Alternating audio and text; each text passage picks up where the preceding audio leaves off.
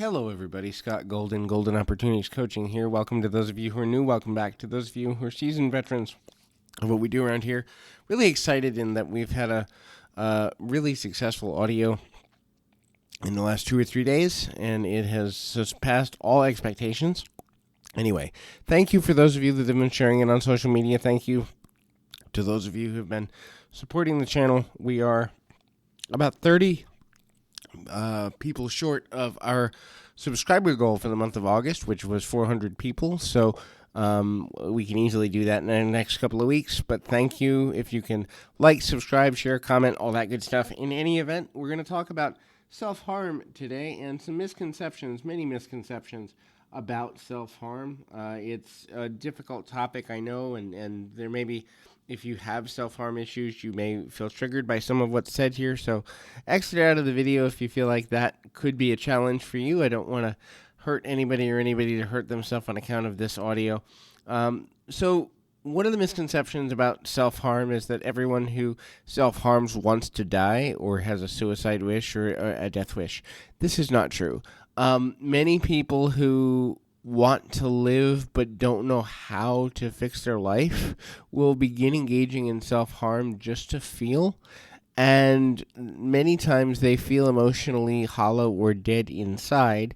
And what begins to happen is they're reactivating the ability to feel through experiencing physical pain. This is extremely difficult for some people. And the misconception that they no longer want to live is a huge misconception. More accurate would be they don't want to live in the circumstances or emotional state they're in, and they can't see. It's like having blinders on, in the idea of there's no way out for me. And so if I do something to my physical body, then momentarily I'll at least feel something, even if it's an unpleasant physical sensation or series of emotions and physical sensation. And so the next thing is boundaries. A lot of times people who are well-meaning, friends, family members, loved ones, even counselors, will ask, well, what happened here? Why'd you do that? And a lot of well-meaning, although sometimes intrusive questions. Depending on the person and depending on the situation, there's a lot of shame, a lot of guilt that they can't stop, a lot of fear of condemnation and judgment around the self-harm concept. It is much better to broach the concept from a wider area and say something like, if you ever need to talk, I'm here. I don't know what you're going through, but I'd like to be a listening ear if you ever need one. Or something like, I noticed that you might have some stuff going on. If you ever feel like you can't handle it, I'll go for help with you. Just light things to let them know you're there without asking specifics. Because a lot of times talking about the specifics of a self-harm injury can cause someone to be so filled with regret and remorse that they're triggered to want to harm again. Because they're talking about the injury, they're reliving the injury, they're reliving the sensations physically and emotionally and mentally. And so it's like, okay, let's go do this again because I felt good, I felt relief last time, let me do this again.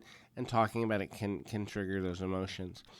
Another misconception about self-harm is that everyone who does it seeks attention. There are many people, I've dealt with a couple, dated a couple, worked with many, who do seek attention through the act of self-harming. But then there's also a larger segment who don't want any attention from it. Matter of fact, they try and hide it. They'll engage in the behavior in areas of their body that are generally covered by clothing. They will wear inappropriate seasonal clothing to cover this. They will often change clothes or maybe roll up a shirt or conceal or wear multiple layers to, again, conceal the injury. Many people don't want any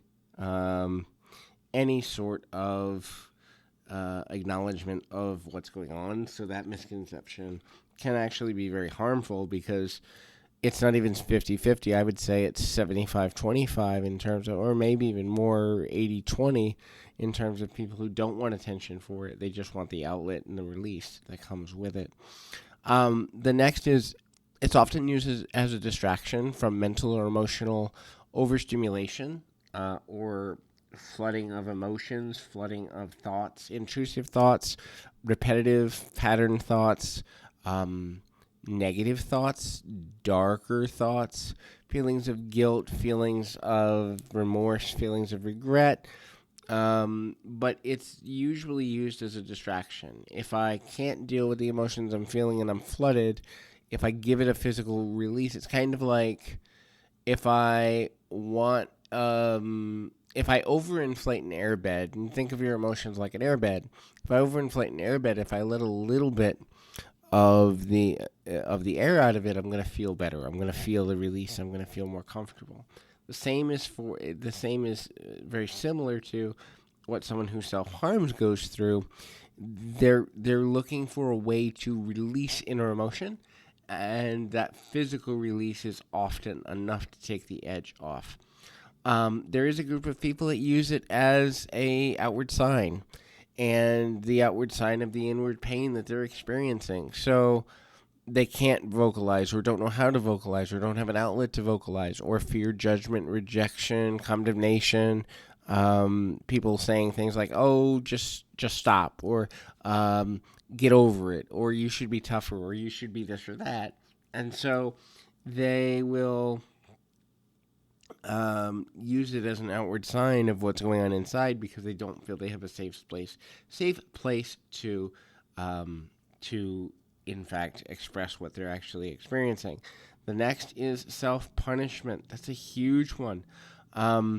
Many times if a person feels they've failed, if a person feels they've fallen short, if they let someone down, if they are, negatively affected in some way, they will self-harm as a way to recorrect themselves.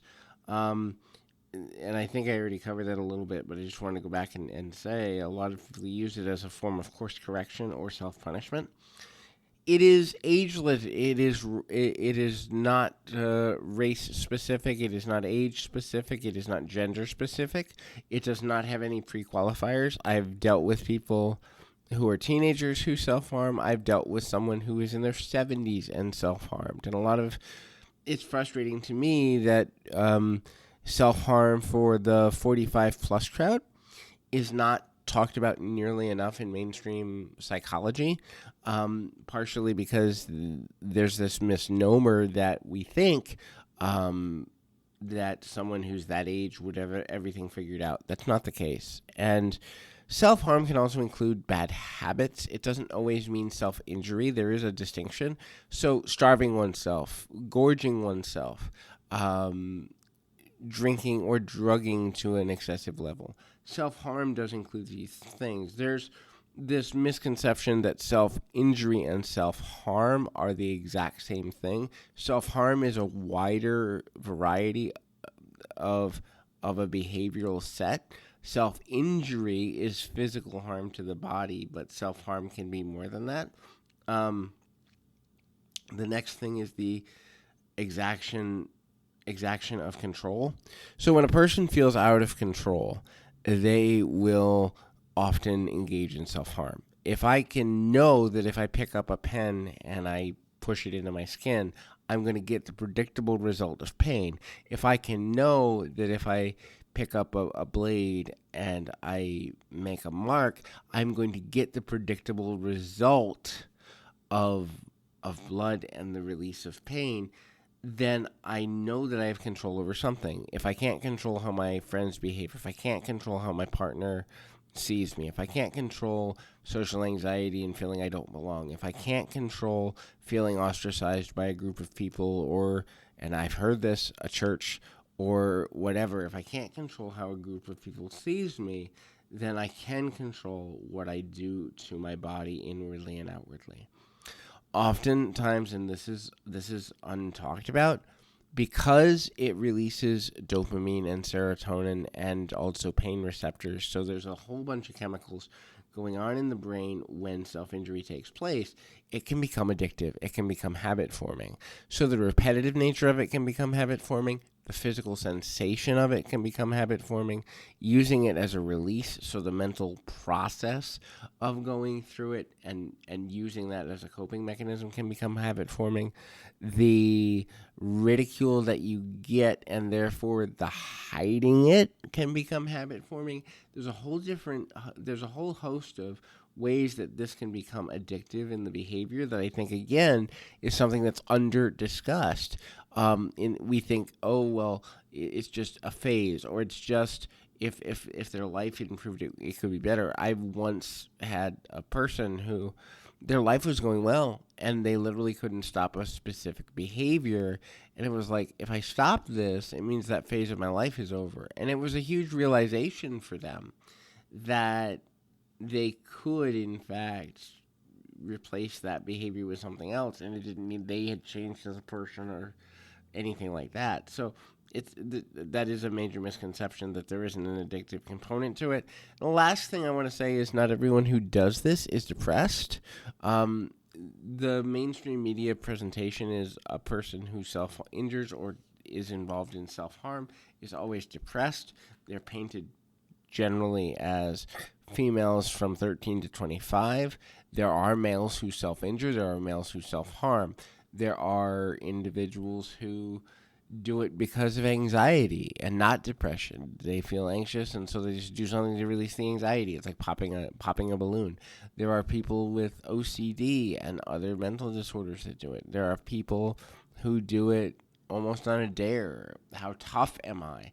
There's a myriad of reasons why people will self-harm. It's not just one-and-done depression, and that's a misconception that causes a lot of hardship for people during their recovery.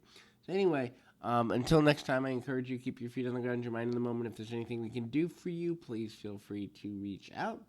Until next time, keep your feet on the ground, your mind in the moment. Until next time, everybody.